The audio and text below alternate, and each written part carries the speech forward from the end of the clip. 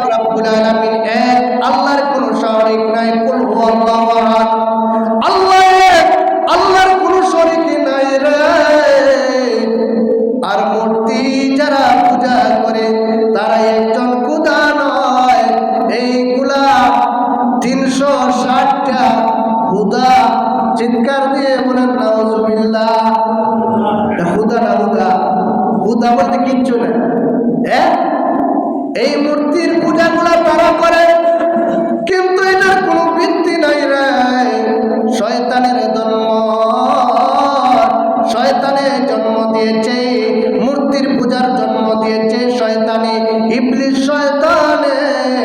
আর এখন আমরা ইবলিস শয়তানের বন্ধ হয়ে গিয়েছি। ও দুনিয়ার মানুষ, কখনো ইবলিস শয়তানকে আমরা বন্ধ বানাতে পারবো না। আমরা এমন নবীর উম্মত, এমন ধর্ম পেয়েছি, ইন্নাদ-দীনা ইনদাল্লাহিল ইসলাম। এই মনোনীত ধর্ম ইসলাম।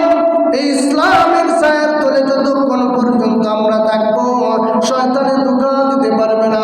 শয়তানে বলেছিল, ও আল্লাহ,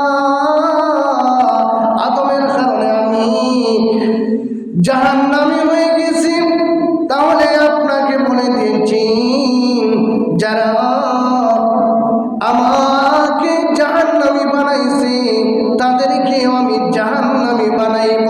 আল্লাহ পাক রব্বুল আলামিন বলেন,